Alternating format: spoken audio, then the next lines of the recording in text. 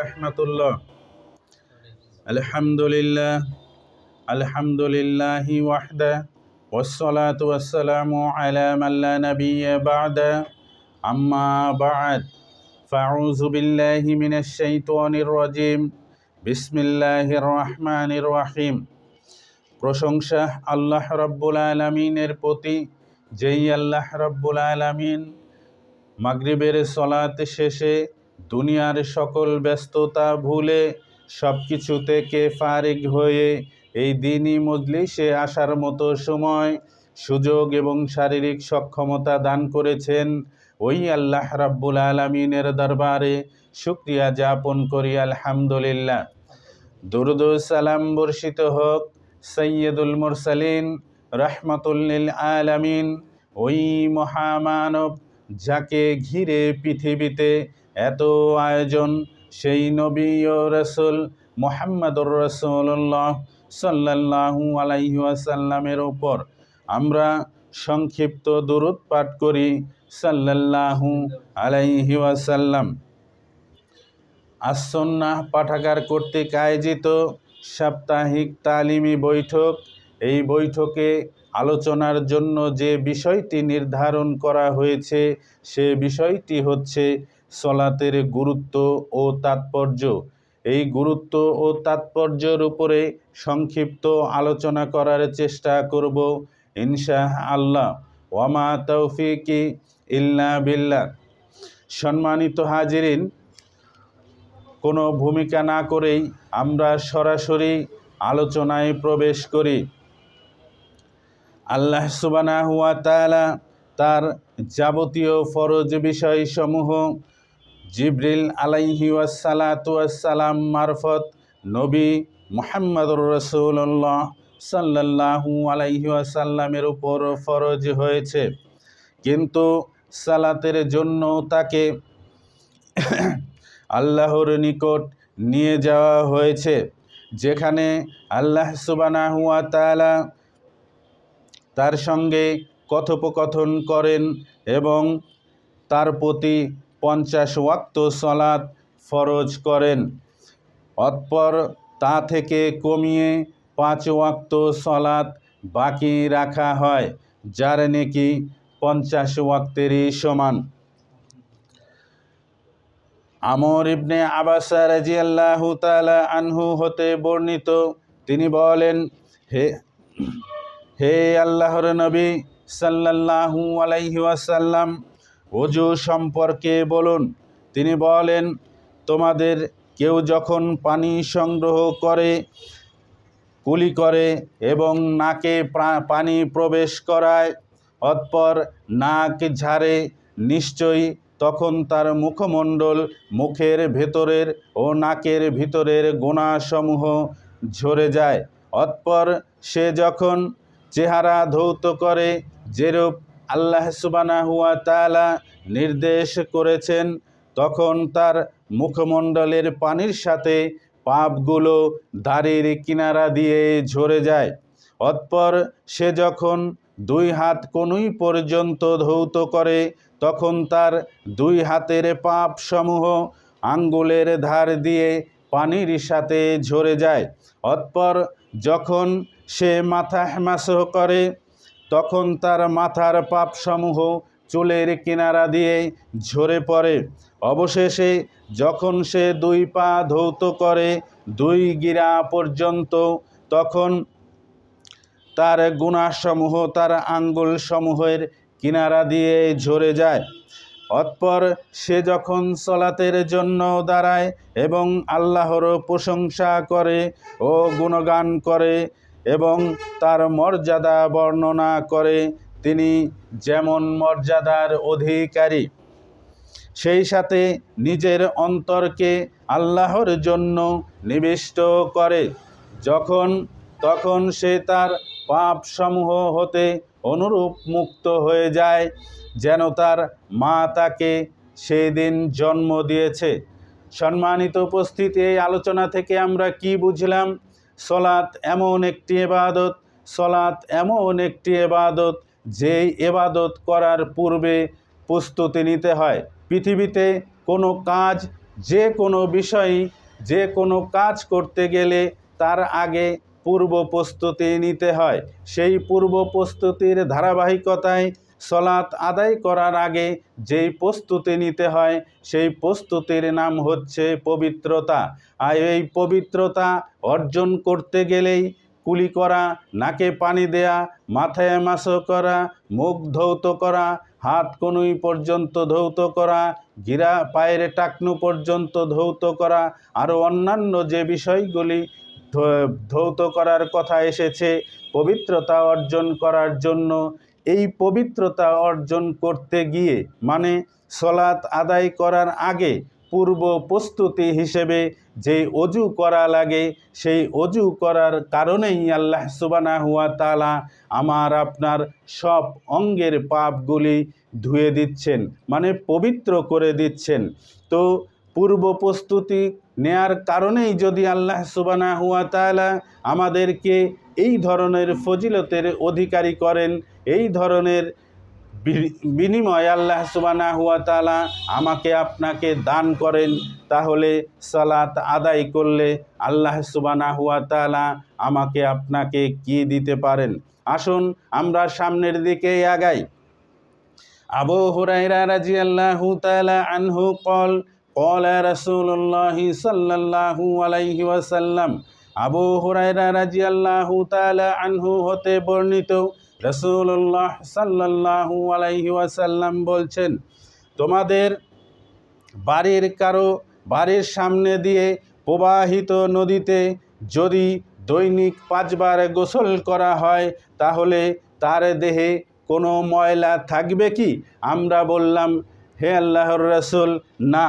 রাসূল সাল্লাল্লাহু আলাইহি ওয়াসাল্লাম বললেন, 5 ওয়াক্ত সালাতের উপমা ঠিক অনুরূপ।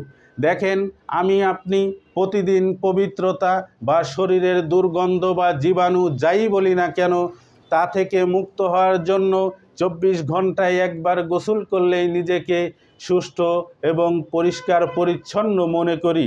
তারপরেও যদি কোনো কারণে আমাকে দিনে 5 বার গোসল করতে হয় তাহলে আমার আপনার গায়ে কোনো ধরনের দুর্গন্ধ, কোনো ধরনের অপবিত্রতা থাকতে পারে কি?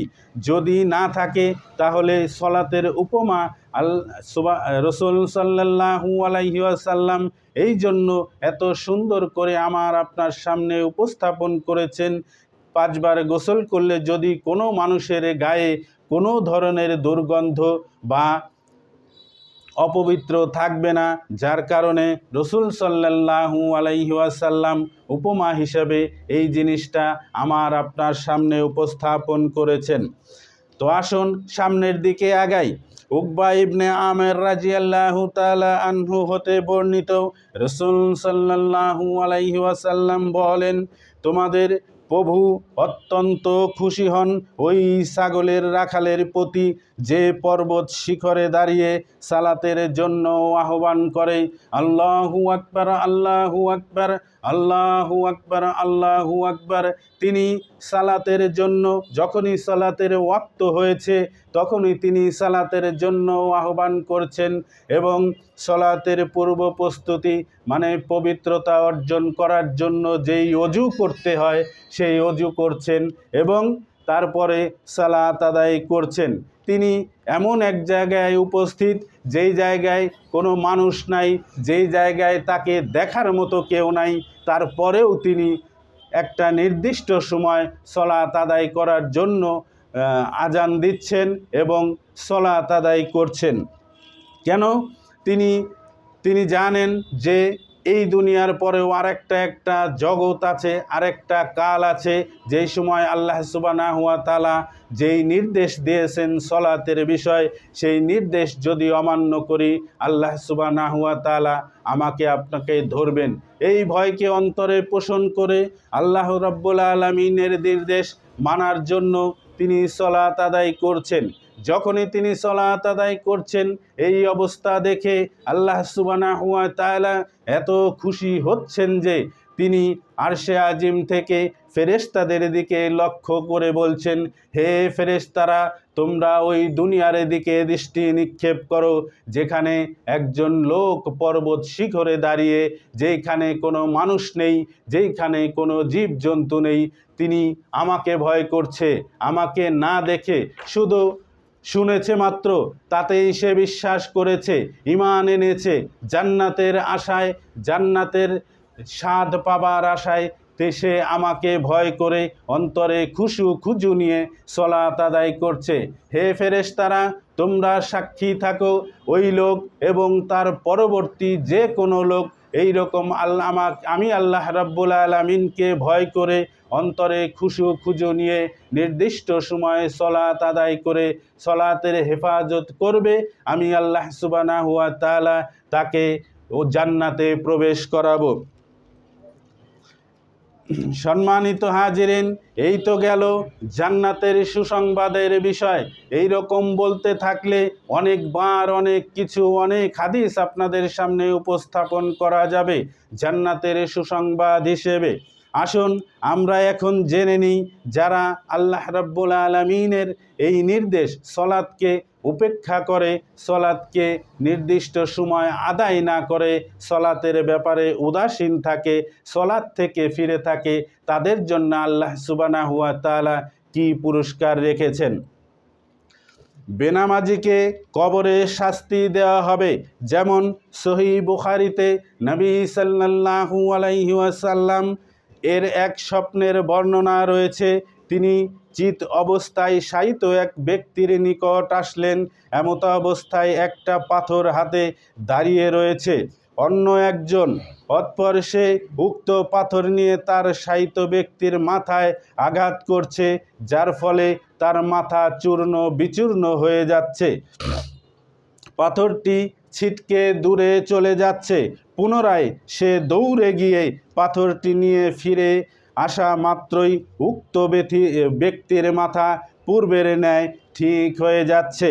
পুনরায় ওই ব্যক্তি আপন স্থানে ফিরে এসে ওইভাবেই শাস্তি দিচ্ছে যেভাবে প্রথমবার দিয়েছিল।